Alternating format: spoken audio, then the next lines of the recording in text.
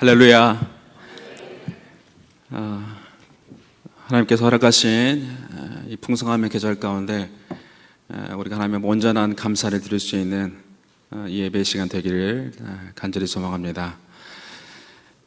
감사하는 마음, 우리가 어떨 때 감사할 수 있는가 할 때 우리 주인이 누구인지를 아는 마음이 참 중요하다 말씀드린 바가 있습니다.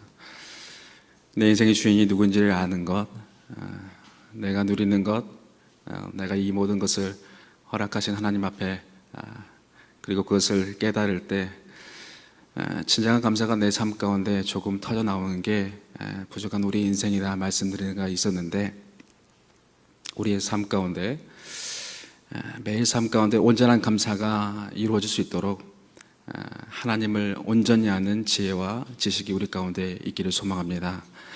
이 시간이 또한 하나님의 마음을 알아가는 것, 또 하나님의 뜻을 알아가는 시간이 되기를 원하는데, 여러분, 하나님의 마음을 아는 것, 그래야지 우리의 삶이 정돈되는 것을 깨닫게 됩니다. 우리의 생각과 지식으로는 우리의 삶을 바로 세울 수 있는 능력이 없다는 것을 새삼 깨닫기 때문에 우리의 삶 가운데 하나님의 마음을 아는 것, 하나님의 뜻을 헤아리는 것이 정말 중요한 일이다라는 것을 우리가 알아야 됩니다. 그래서 이제 초대 서방 교회를 든든히 세웠던 성 아우구스티누스는 늘 하나님 앞에 두 가지 기도의 제목을 올려드렸다고 해요. 매일의 기도 가운데 두 가지 기도. 그의 하나는 무엇인가 할 때는 이런 내용이었다고 합니다. 하나님, 당신은 누구이십니까?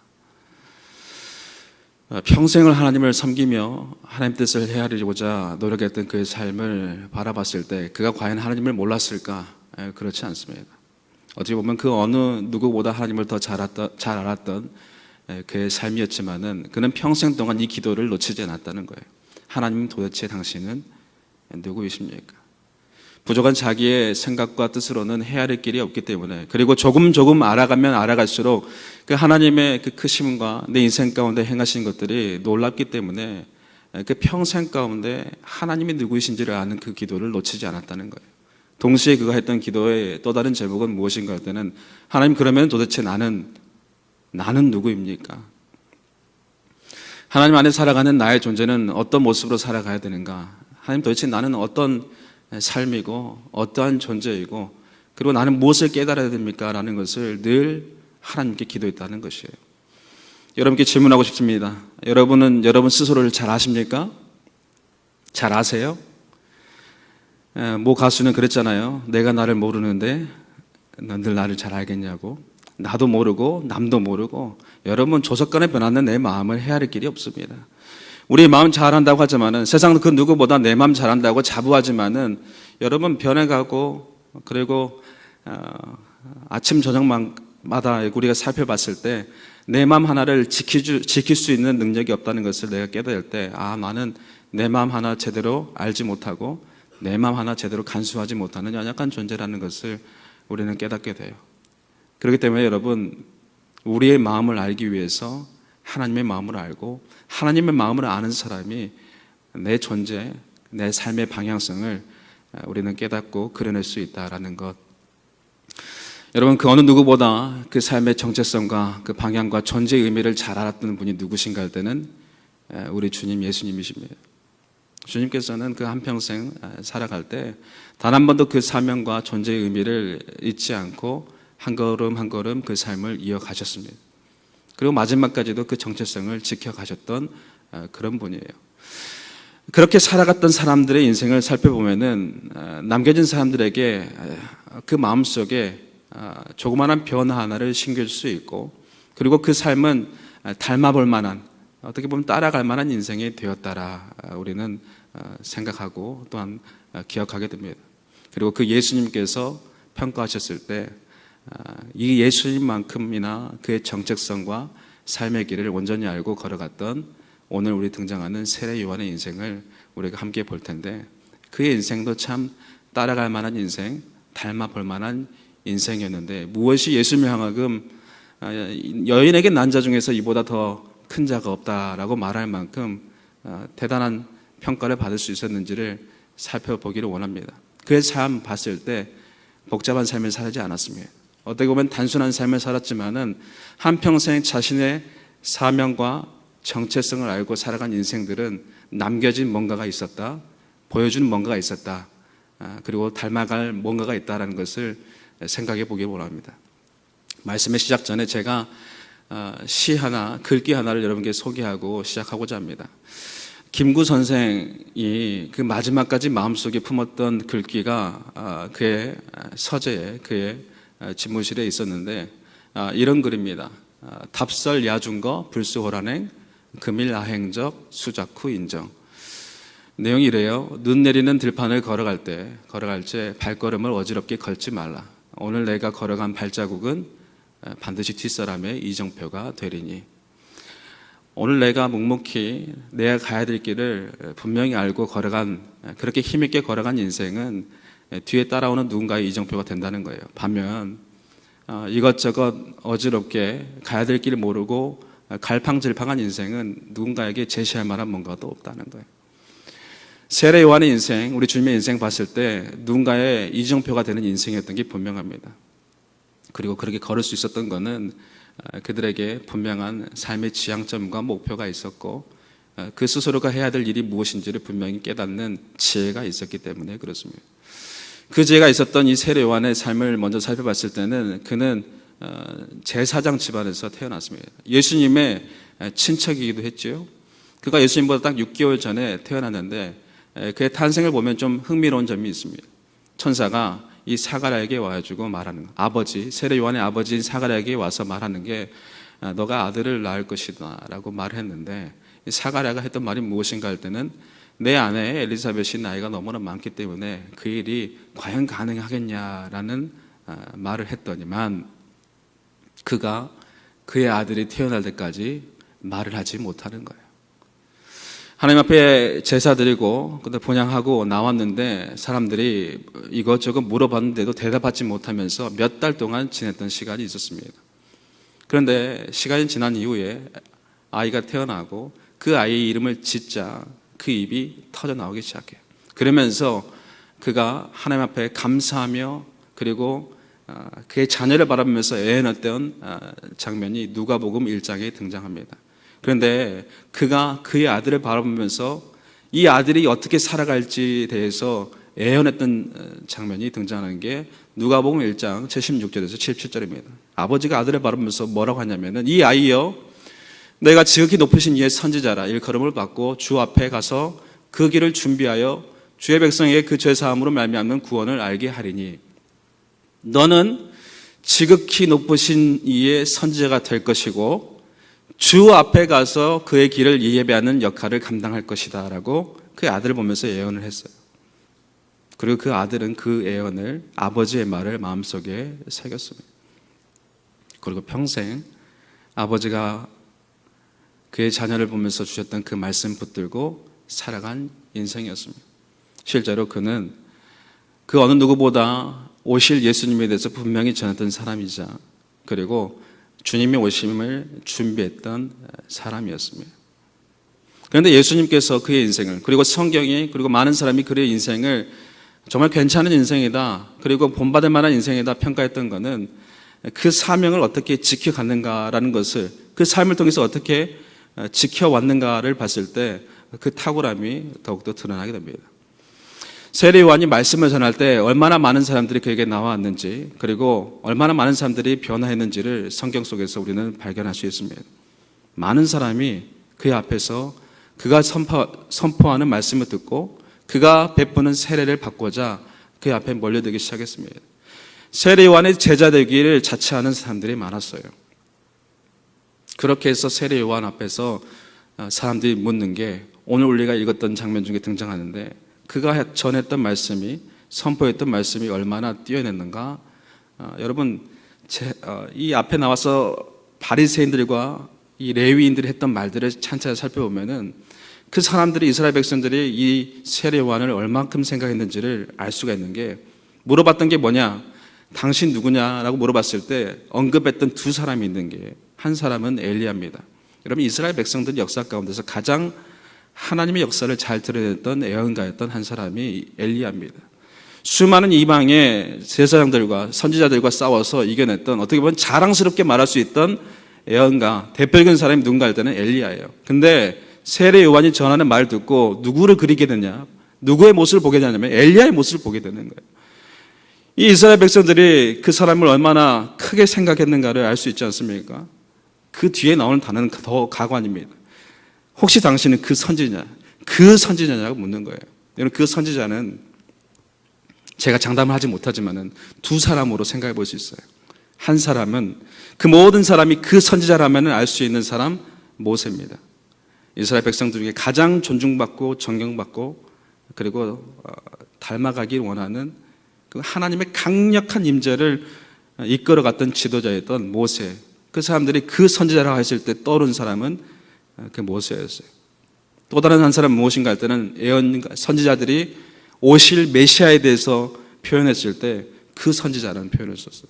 그러니까 이스라엘 백성들, 소위 종교 지도자라고 하는 바리새인들 그리고 레위인들은 세례 요한을 바라봤을 때 모세 혹은 그 인생들을 구원할 메시아의 모습을 그 안에서 발견했다는 거예요.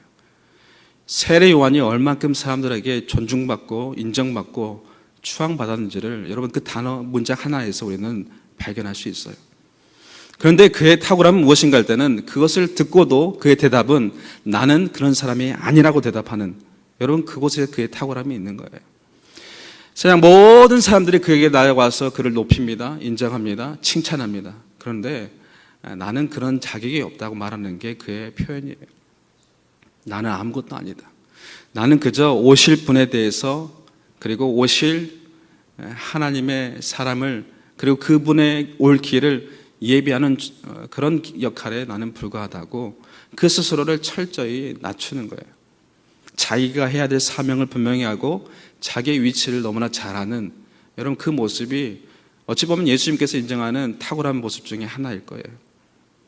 왜냐하면 우리는 그러지 못하기 때문에 그렇습니다. 여러분 우리가 인생 살면서 누군가를 나를 인정하면은 그 인정하는 말이 얼마나 좋은지 몰라요. 여러분 제 둘째 아이가 이제 5살인데 유치원에서 뭘 잘했어요. 잘하는 걸 자랑하는 거예요. 10분 20분 동안 와서 떠드는 이유는 뭐예요? 칭찬받고 싶은 거예요. 잘했다고 인정받고 싶은 거예요. 애들만 그래요. 어른도 더 실험합니다. 여러분 인생 가운데서 우리 삶을 살아가면서 나이가 들면 들수록 더 크게 요구하고 기대하는 욕구가 있는데 그게 무엇인가 할 때는 사람을 통해서 인정받고 싶어하는 명예욕입니다. 70, 80이 넘었더라도 그 명예욕을 떨쳐버리기가 쉽지 않다고 해요. 매슬로우라는 사람이 인간의 욕구를 5가지를 이야기했는데 높은 차원의 욕구 중에 하나가 그겁니다. 누군가에게 인정받고 싶은 마음, 누군가에게서 높임받고 싶어하는 마음. 여러분 이 마음이 가벼운 마음이 아니에요. 근데 실제로 세례 요한에게 모든 사람이 나와서 그를 높이고 추앙하고 엘리야냐 그 선지자냐 메시아냐 묻는 그 질문 앞에 그가 아니라고 말할 수 있는 것이 결코 쉬운 결단이 아니라는 것입니다. 그가 그럴 수 있었던 것은 내 존재가 어떤 존재라는 것을 분명히 알고 나의 사명이, 나의 위치가 무엇인지를 아는 그 지혜가 있었기 때문에 그것이 가능합니다. 여러분 이 땅 가운데 살아가면서 우리가 이 위치를 반드시 기억해내고 지켜내야 됩니다. 여러분 우리가 하나님의 뜻을 저버리는 많은 사람들을 바라봤을 때 이 위치를 지키지 못하고 자기의 사명을 제대로 인지하지 못하고 하나님의 자리에 자기를, 하나님이 받으셔야 될 자리에 자기의 영광을 추구하는 사람들 때문에 여러분 많은 사람들이 하나님의 뜻을 저버리는 모습을 보게 됩니다. 내가 되려고 하고 싶은 마음, 내가 이만큼 했는데 누군가 나를 칭찬해주고 인정해주고 싶은 마음, 여러분 우리 안에서도 있다는 거예요. 여러분 그 마음이 어찌 보면 잘못된 마음은 아닐 수 있어요. 그런데 여러분 그 마음이 행여나 하나님의 영광을 거두어가거나 감추거나 행여나 그 자기의 자랑과 자기의 만족이 내가 해야 될, 감당해야 될 사명을 막는다면은 여러분 그것은 우리가 가장 크게 경계해야 될, 하나님 앞에 조심해야 될 죄라는 사실입니다. 세례 요한이 보여줬던 것, 자신의 사명을 알고 자신이 있어야 자리를 지키고 자신의 위치를 지켰던 것, 여러분 결코 쉽지 않지만은 우리에게도 꼭 필요한 지혜인 줄 믿습니다. 하나님의 자리를 지켜드리고 하나님께서 받으셔야 될 그 영광을 온전히 우리가 지켜내는 것이 우리가 사명받은 자로서 주의 길을 걷는 자로서 해야 될 첫 번째 단계라는 것이에요. 세례 요한의 탁월한 점은 또 다른 그의 선언 선포 가운데 등장하는 게 무엇인가 할 때는 오늘 우리가 읽었던 말씀 1장 23절을 보면은 이사야 선지자의 말을 빌려서 나는 누구인가 라는 선포하는 장면이 등장합니다. 나는 누구인가? 나는 광야에서 외치는 자의 소리다라고 말합니다. 여러분 잘 들어보세요. 나는 광야에서 외치는 자의 뭐라고요? 소리다. 광야에서 외치는 자가 아니라 소리라는 거예요. 여러분 소리에는 몇 가지 특성이 있어요. 제가 한 세 가지로 생각해 보면은 먼저는 소리에는 메시지가 담겨져 있습니다. 외쳐진 목소리에는 어떤 그 사람의 의도가 담겨져 있지 않습니까? 세례 요한이 삶을 통해서 전하고 싶었던 메시지, 소리로서의 그 가치는, 정체성은 그가 외쳤던 여러 가지 메시지를 통해서 확인할 수 있는 게 그는 오셔야 될 분이 누구신지, 그리고 하나님 앞에 우리가 회개하고 천국을 나가는 그 길을 걸어가야 된다고 말하기도 하고, 그리고 나는 감춰지고 쇠하여져야 되지만은 오실 분을 바라보게 하는, 나를 바라보는 것이 아니라 뒤에 오시는 분을 바라보게 하는 그 소리를 그는 그 목소리를 통해서 담아냈다는 것이죠. 그의 삶을 통해서 증명되고 선포되어야 될 메시지가 있었다. 세례 요한은 그것을 감당하기에 이 땅 가운데 있었다라는 것이에요. 그런데 더 큰 특성은 하나는 무엇인가 할 때는 소리가 그대로 남아있지 않는다는 겁니다. 소리는 결국 사라집니다. 광야에서 외쳐진 자의 소리, 그가 외쳤던 소리는 실상 사라졌습니다. 다시 우리가 들을 수는 없어요. 근데 그의 인생을 바라보면은 참 그러하다라는 것이지요. 아까 말씀드렸지만은 그의 인생이 얼마나 대단했는가. 많은 사람들이 그를 따르고 그의 자제가 되고 싶은 사람들이 그에게 나와왔습니다. 많은 사람들이 그의 제자가 되었어요. 여러분 예수님의 제자 중에서 두 사람이 세례 요한의 제자였던 거 아세요? 안드레와 요한은 원래 세례 요한을 따르던 사람이었습니다. 근데 이 세례 요한이 예수님을 바라보면서 세상 죄를 지고 가는 저 어린 양을 보라 했을 때, 저분이 따라야 할 분이구나 하는 것을 세례 요한을 통해서 듣고 예수님을 따라가는 길을 걸었습니다. 많은 사람이 그의 제자가 되길 원하고 그와 함께 있기를 원하고 어떻게 보면 그를 통해서 뭔가를 이루기를 원했던 마음이 있었을 수도 있어요. 그런데 세례 요한은 아니라는 것이에요. 그 어떠한 것으로도 스스로가 주체가 되는 것이 아니라 그의 사명을 지켜내면서 그 인생을 정말 소리와 같이 예수 그리스도의 오심을 전파하고 사라지는 인생으로 살아갔다라는 것입니다. 여러분 그렇다고 해서 그 인생이 그저 그렇게 허물어지고 사그라지고 없어지는 인생이었습니까? 네, 그렇지 않아요. 여러분 또 소리의 또 다른 특징 하나가 뭔가 할 때는 좋은 소리는 생명력이 있다라는 거예요. 그가 외쳤던 소리가 그렇게 없어져 버린 것이 아니라, 사라진 것이 아니라 누군가의 인생을 변화시키고 그리고 예수 그리스도의 오심을 다시금 기대하게 하고 예수님을 바라보게 하였던 그 소리는 어떻게 보면은 예수님께서 판단하셨을 때는 가장 귀하고 복된 소리이자 주의 길을 예비하는 사명을 받는 우리에게도 반드시 기억되고 다시금 울려 퍼져야 될 소리입니다. 여러분 그 소리는 사라지는 것이 아니라 아직까지도 이 땅 가운데 살아 있어서 누군가의 인생을 변화시키고 누군가의 인생을 이끄는 소리가 될 수 있다라는 것입니다. 여러분 좋은 소리는 생명력이 있습니다. 사라지지 않고 생명력이 있어서 누군가의 인생을 변화시켜요. 여러분 우리 인생을 변화시키는 소리도 있지 않습니까? 우리 민족을 깨우치는 소리도 있었어요. 우리 공동체를 일깨우는 소리도 있습니다. 여러분 좋은 소리는 그렇게 누군가의 인생을 변화시켜 간다는 것입니다. 세례 요한의 소리가 그러하였습니다. 여러분 저는 좋은 소리에 대해서 생각하면 생각할수록 떠오르는 한 분이 계세요. 예전에 제가 섬기는 교회 여든이 넘으신 장로님 한 분이 계셨는데 제가 어느 날은 그 장로님 댁에 신방을 하러 갈 기회가 있었습니다. 장로님이 양복 만드시던 분인데 젊었을 때는 정말 사업도 크게 하시고 사람도 많이 만나시고 그랬다고 해요. 그분이 옷을 지어줬던 사람 중에는 유명한 사람, 정치인들도 있었다고 합니다. 그러면서 자랑스럽게 그 지나온 세월을 이야기하시는데 이야기를 얼마나 잘하시고 재밌게 하시는지 1시간 동안 붙잡혀서 같이 이야기 듣는데 너무나 짧은 시간이었어요. 그런데 어느 날 그분께서 일을 마치고 집을 들어가시는데 사업을 하다 보니까 뭐 만난 분들이 오죽 많으시겠어요. 이분 저분 만나면서 하는 게 마지막 꼭 뭘까요? 술 한잔 하시는 게 이제 하루 일과인데 그날도 술 한잔 드시고 이제 집으로 들어가시는데 집에 불이 꺼지지 않고 켜져 있더랍니다.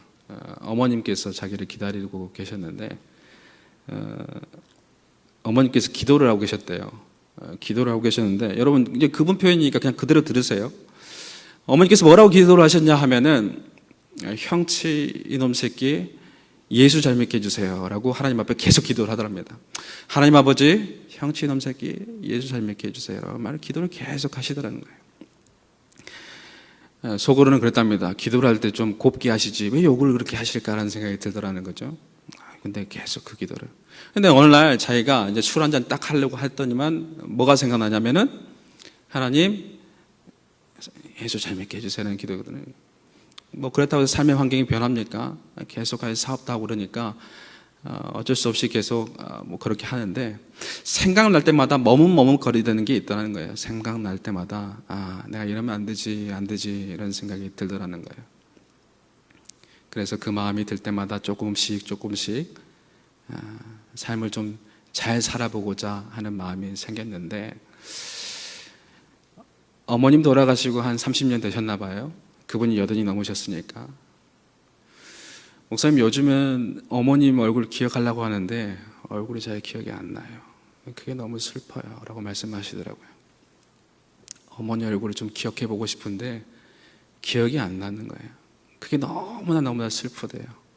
그러면서 80이 넘으신 그분이 우시면서 하는 소리가 근데 목사님 어머니 얼굴은 잘 기억이 안 나는데 그 옛날 추운 겨울날 그 밤에 비인지 눈인지 모르는 그 눈 내리던 그 날에 추운 겨울에 어머님이 나한테 했던 그 기도는 기억이 납니다. 생생하게 납니다 라고 말하더라는 거예요. 하나님 형치 이놈 새끼 예수 잘 믿게 해주세요. 여러분 좋은 소리는 생명력이 있다라는 것을 저는 그분의 간증 고백을 통해서 다시금 생각해 보게 됩니다. 여러분 우리 삶을 돌아보면은 우리 인생을 다시금 일으켜주는 소리가 있었을 거예요. 우리 인생을 다시금 돌아보게 하는 소리도 있었을 것이고 그리고 다시금 일으켜 세우고자 하는 위로의 소리도 있었을 거예요. 제가 여러분께 바라고 원하는 것은 그 마음 하나입니다. 누군가가 여러분의 삶을 통해서 인생을 통해서 들려지는 소리를 통해 다시금 위로받을 수 있기를 다시금 일어설 수 있기를 다시금 하나님이 누구신지를 알 수 있기를 여러분 그렇다면은 여러분의 삶은 예수님 보시기에도 하나님 보시기에도 복된 삶이 될 수 있을 줄 믿습니다. 여러분의 모든 삶을 통해서 그런 소리들이 울려 퍼지기를 간절히 소망합니다. 만나는 모든 사람들의 삶 가운데 여러분의 삶이 누군가의 인생을 일으켜 세우고 살리고 변화시키는 그런 소리로서 역할을 감당할 수 있는 믿는 자들이 되기를 소망합니다. 여러분 우리가 잘못을 지적하는 것은 너무나 쉬워요. 그것을 발견하고 말하는 것은 너무나 쉽지만은 우리 입술에서 누군가를 살리고 변화시켜 하는 소리는 잘 나오지 않는 것 같아요. 여러분 훈련해야 됩니다. 연습해야 돼요. 어떻게든지 우리 인생을 통해서 한 인생을 살리고 예수 그리스도를 보게 하는 그런 소리들이 생겨나는 것이 여러분 하나님 보시기에 칭찬받을 만한 그런 인생이라는 것을 기억할 때 우리의 삶이 가야 될 것, 우리의 삶이 전해야 될 것들이 보이기 시작할 줄 믿습니다. 여러분, 우리에게 좋은 연습의 장이 열렸습니다. 여러분, 명절 앞에 나갈 때 기억하세요. 올 이 명절에는, 이번 추석에는 잔소리 안 해야겠다. 마음이 좀 확 뭐랄까요, 결단하면서 나갔으면 좋겠어요. 여러분, 잔소리하고 뭐 이게 조언하는 거, 충고하는 거 여러분 잘 들을까 생각하지만은 잘 안 듣습니다. 여러분, 혹시 유퀴즈라는 프로그램 아세요? 그 프로그램에 그 유재석이라는 어떤 그 유명한 우리 개그맨 있지 않습니까? 그 사람이 지나가다 애들을 인터뷰하는 장면이 제가 유튜브에서 봤는데, 아이들에게 물어봤어요. 잔소리하고 조언 뭐가 차이가 있을까요? 라고 물어봤더니, 잔소리는 은근히 기분 나쁜데 조언은 더 기분 나쁜답니다.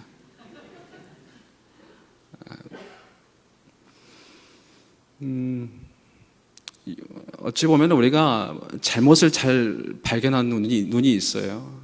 그런데 그 사람을 변화시키는 것들은 그런 것들이 아니라는 거예요. 그 한 영혼을, 한 인생을, 그 한 삶을, 아이를 바라봤을 때 사랑하는 마음, 고마운 표현. 우리 목사님 맨날 설교 시작 전에 말씀하시잖아요. 그냥 우리끼리 하는 게 아니라 이걸 우리가 잘하고 어디 가서 해야 되는데 맨날 우리끼리만 하니까.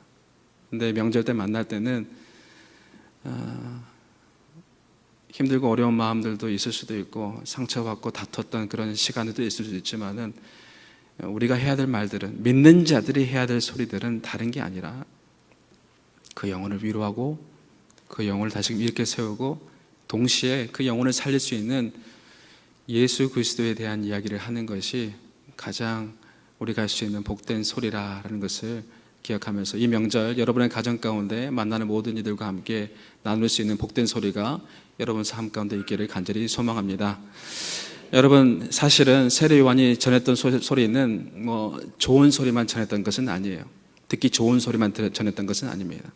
시대 앞에서 정말 해야 될 말들을 했던, 그래서 어쩌면 그가 비참하게 죽어갔던 것을 보게 되는데, 그가 시대 앞에서 아무도 하지 못했던 말이 무엇인가 할 때는 당시에 그 땅을 지배했던 분봉한 헤롯의 부정, 어떻게 보면 부정과 부패, 폐륜적인 모습과 또 그 백성들을 너무나 어렵게 했던 그 모습을 보면서 비판하는 말 가운데 그가 죽어갔습니다.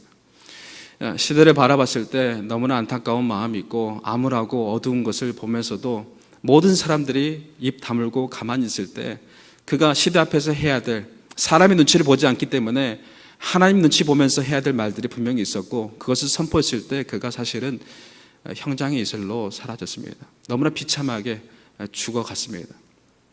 그런데 그럼에도 불구하고 시대 앞에 우리가 남겨야 될 말들도 있었다라는 것이죠. 어둡고 암울하는 이 시대 앞에서 믿는 자들이 감당해야 될 소리가 있는데, 과연 우리는 그것을 감당하고 있는가? 여러분, 세례 요한이 남겼던 한 영혼을 살리고 변화시키는 소리도 있었지만 시대 앞에서 믿는 자들이 해야 될 소리도 있다라는 것을 기억하면서, 과연 나는 이 땅 가운데 살아가면서 오늘날 주신 사명이 무엇이고 내가 해야 될 것도 무엇이고 남겨야 될 소리는 무엇인지를 고민할 수 있는 그리스도인들이 됐으면 좋겠습니다. 마지막으로, 여러분, 우리에게 들려지는 많은 소리들이 있고 우리가 감당해야 될, 외쳐야 될 소리도 있는데, 중요한 건 뭔가 할 때는 나에게 들려지는 소리는 잘 듣고 있는가를 점검해 봐야 될 것 같습니다. 어떻게 생각해 보면요, 예수님의 소리도 그냥 듣고 흘려보냈던 사람들이 너무나 많습니다. 예수님의 소리를 들었음에도 변화하지 못하고 도리어 예수님을 다시 향해서 십자가에 못 박아라 외쳤던 많은 사람들이 있었어요.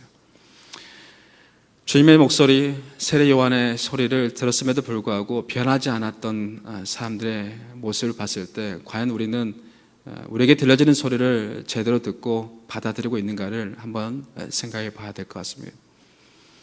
여러분, 이 땅 가운데 너무나 많은 소리들이, 특별히 하나님의 말씀이라 전해지는 많은 소리들이 있습니다. 그런데 과연 우리는 그것을 잘 드러낼 만한 마음이 있는가? 여러분, 우리가 듣는 것은 결국에는 마음의 문제이지 않습니까? 마음이 과연 나는 하나님께 열려 있는가? 하나님의 말씀을 듣고자 하는 마음이 과연 나에게 있는가를 생각해 봐야 됩니다. 여러분, 그 마음이 없을 때는 제 아무리 많은 말씀 들어도 우리 인생을 조금도 변화시키지 못하기 때문에 그렇습니다. 마음이 열려 있는가? 나는 하나님을 향해서 마음이 열려 있는가?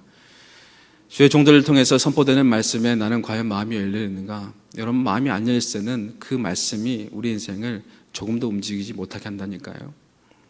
그렇기 때문에 많이 크게 들려지는 소리들이 중요한 것이 아니라 그걸 듣는 우리의 마음이 과연 어떻게 열려 있는가를 우리는 점검해 봐야 됩니다. 여러분, 부부싸움 할 때 부부들이 소리 크게 내면서 싸우는 이유가 뭐라고 생각하세요? 한 학자는 이렇게 말합니다. 가까이 몸은 있지만은 마음이 멀게 느껴지기 때문에 멀게 느껴진 사람에게는 소리를 크게 해야 되잖아요. 그렇기 때문에 우리가 소리를 크게 하는 거라고 말을 해요. 사랑하는 사람들은 크게 말하지 않아도 속삭여도 다 알아먹습니다. 심지어 말 안 해도 알아먹어요. 그런데 여러분, 우리의 마음이 닫혀있을 때는 제 아무리 큰 소리를 눈앞에서 하더라도 그게 들리지 않는 거를 그 연인과의 모습 속에서 설명하고 있다는 것이에요. 생각해 볼 때 과연 나는 하나님 말씀에 얼만큼 마음을 열고 받아들이고 있는가? 여러분, 우리가 그 마음을 열고 하나님 말씀을 받아들일 수만 있다면은 여러분, 우리가 드리는 모든 예배 가운데 우리는 충분히 은혜 받고 변화할 수 있을 거라 확신합니다. 부탁드리기는 여러분이 드리는 그 모든 예배 가운데 하나님께 감사하고 주신 은혜를 풍성히 누릴 수 있는 여러분의 신앙생활, 여러분의 신앙 여정이 되기를 간절히 바랍니다. 그래야 해서 그 주신 말씀 가운데 다시금 이 땅 가운데 남겨진 자, 우리에게 주신 사명을 다시금 발견하고 하나님께서 내게 약속해 주셨던 것, 그리고 내가 하나님 앞에 약속했던 것을 이루어 드리면서 주어진 삶을 힘있게 걸어가는 우리들의 삶, 믿음의 삶, 성도들의 삶이 되기를 바라면서 저는 설교의 마지막을 시 하나를 소개하면서 마무리하고자 합니다. 로버트 프로스트라는 사람이 썼던 시인데 눈 내리는 저녁 숲가에 멈춰서서라는 제목을 가지고 있습니다. 그 시의 마지막 대목입니다. 캄캄한 숲 앞에서 그 숲을 바라보는 한 사람의 마음이 담겨져 있는데 그 마지막에 이렇게 되어 있습니다. 숲은 아름답고 저물었고 깊은데 그러나 나는 지켜야 할 약속이 있다. 잠들기 전에 가야 할 먼 길이 있다. 잠들기 전에 가야 할 먼 길이 있다.